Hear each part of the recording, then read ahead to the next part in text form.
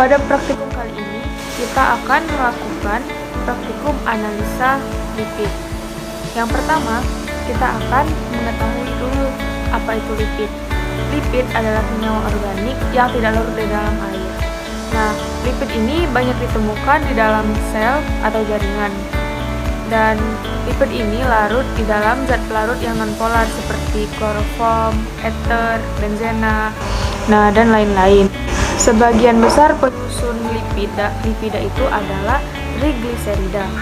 Nah, walaupun lipid ini merupakan satu golongan senyawa tersendiri, akan tetapi seringkali lipid ini tergabung di dalam senyawa lain juga, seperti karbohidrat dan protein, dengan nama glikolipida dan lipoprotein. Nah, asam lemak penyusun lipid itu dibagi menjadi dua, yaitu asam lemak yang jenuh dan asam lemak yang tidak jenuh. Asam lemak hewani umumnya itu mempunyai rantai C yang jenuh, sedangkan nabati umumnya itu tidak jenuh atau memiliki ikatan rangkap. Halogen dapat bereaksi dengan atom C pada rantai yang ikatannya tidak jenuh atau disebut dengan peristiwa adisi. Nah, selama penyimpanan lemak atau minyak mungkin akan menjadi tengik disebabkan oleh pembentukan peroksida pada ikatan rangkap, karena dengan oksigen dari udara dia dapat membentuk ikatan rangkap. Selanjutnya, mengidentifikasi lipid menggunakan sampel mayonnaise. Hal yang pertama dilakukan ialah mengoleskan sampel mayonnaise ke atas kertas minyak dan dioleskan dengan batang pengaduk, dan lihat hasilnya. Kertas minyak menjadi transparan yang menandakan adanya lipid pada sampel mayonnaise.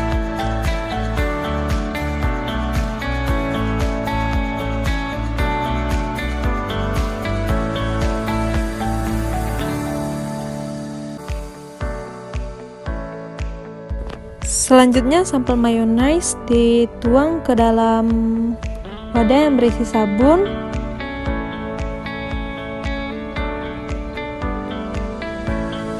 Kemudian diaduk menggunakan batang pengaduk.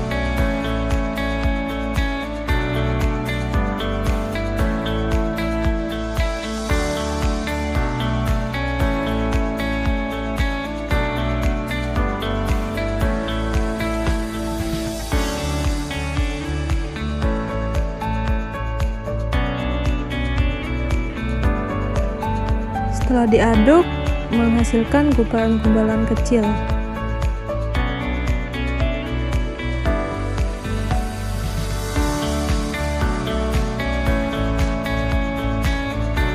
Selanjutnya, sampel mayonnaise dimasukkan ke dalam pot, kemudian ditambahkan iodin sebanyak 5 tetes.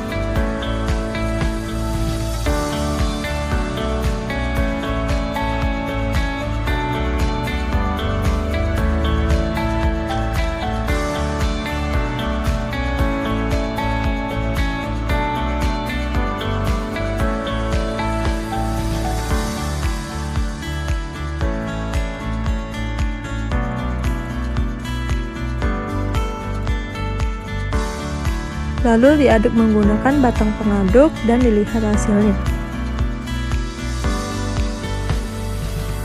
Hasilnya dapat dilihat seperti di video.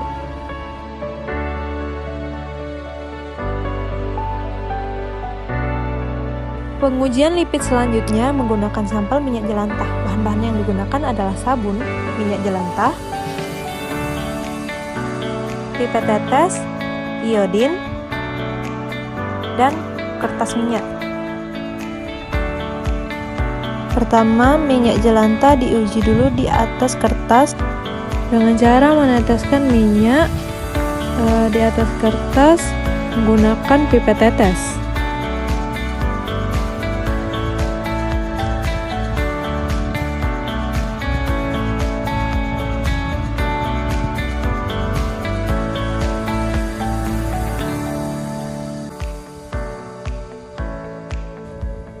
Kedua, menggunakan sabun dan minyak jelantah.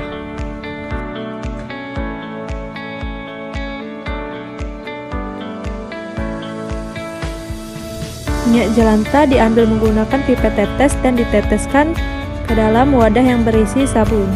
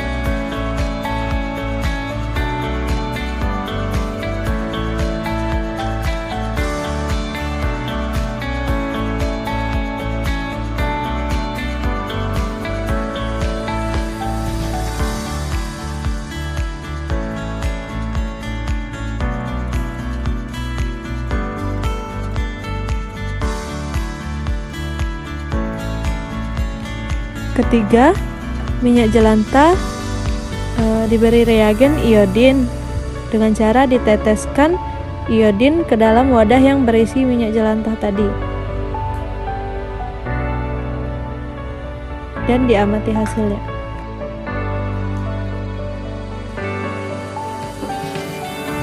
Berikut hasil-hasilnya.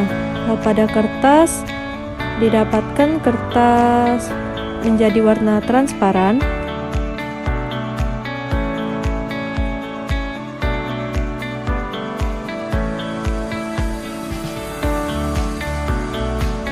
Pada sabun terdapat gumpalan-gumpalan minyak.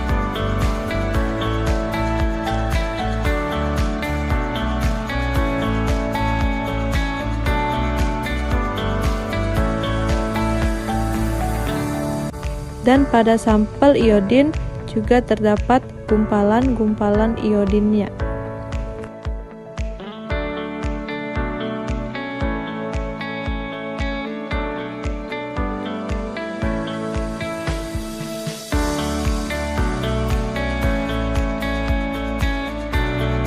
Pada pembahasan kali ini saya akan membahas mengenai lipid pada uji minyak jelantah. Lipid merupakan golongan senyawa yang kedua menjadi sumber makanan dan kira-kira 40% dari manusia yang setiap harinya dimakan. Suatu lipid didefinisikan sebagai senyawa organik yang terdapat dalam alam serta tak larut dalam air, tetapi larut dalam pelarut organik non polar seperti suatu hidrokarbon dan diethyl ether. Sifat dari lipid antara lain lipid mudah larut dalam pelarut non polar, lemak pelarutan dalam air akan berkurang. Selain itu, jika asam lemak terdapat dalam minyak memiliki berat molekul rendah, maka jumlah gliseridanya semakin banyak dan menyebabkan bilangan penyambungan meningkat. Serta lipid dalam mengalami kerusakan yang ditandai dengan munculnya perubahan atau cita rasa yang disebabkan oleh lipid enzim, pengaruh mikroba, dan reaksi oksidasi oleh oksigen udara. Lipid dapat diekstrak dari sel dan jaringan oleh pelarut non-polar yang mengandung unsur-unsur karbon, hidrogen, dan oksigen. Kadang-kadang mengandung nitrogen dan fosfor. Apabila lipid dihidrolisis akan menjadi asam lemak. Ada beberapa cara penggolongan lipid, yaitu lipid digolongkan menjadi 3 besar, yaitu lipid sederhana, ester asam lemak dengan alkohol, yang contohnya lemak atau gliserida, dan lipid atau lactose. Lipid gabung atau ester asam lemak yang mempunyai gugus tambahan, contohnya fosfolipid dan cerebosida, dan derivat lipid senyawa yang dihasilkan oleh proses hidrolisis lipid, contohnya asam lemak, gliserol, dan sterol. Di samping itu, berdasarkan sifat kimia dibagi menjadi 2 golongan besar, yakni lipid yang dapat disabunkan, contohnya lemak, dan lipid yang tidak dapat disabunkan, contohnya steroid. Lipid mempunyai fungsi sebagai sumber energi yang efisien ketika tersimpan dalam jaringan adiposa bagi tubuh, sebagai sumber asam lemak esensi, sebagai pelarut vitamin A, D, E, dan K, sebagai dan sebagai penyekat listrik untuk perambatan cepat dan syaraf bernyelin. Lipid mempunyai fungsi terbesar sebagai sumber energi yang efisien ketika tersimpan dalam jaringan adipose bagi tubuh. Selain itu, lipid berfungsi sebagai sumber asam lemak esensial sebagai pelarut vitamin A, D, E, dan K, dan sebagai penyekat panas di sekeliling organ tertentu.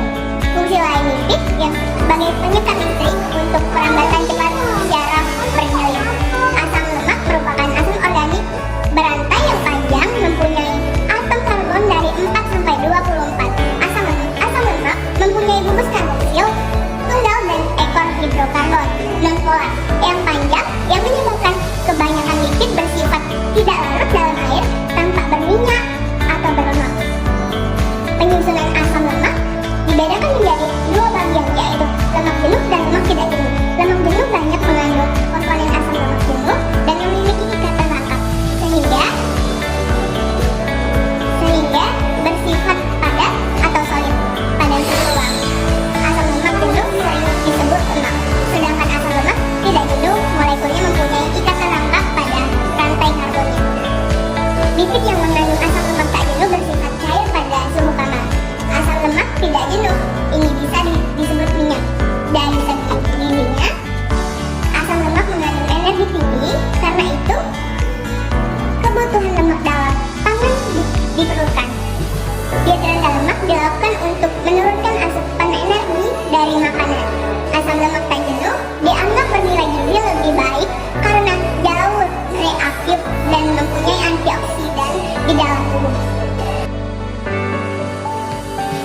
Berdasarkan hasil pengamatan dapat diketahui bahwa pada sampel minyak yang ditambahkan sambut terdapat sedikit busa, sedangkan minyak yang ditambahkan betadin tidak tercampur dan betadin menjadi menggumpal, sedangkan kertas minyak yang diberi sampel minyak jelantah, kertas minyak tersebut menjadi transparan.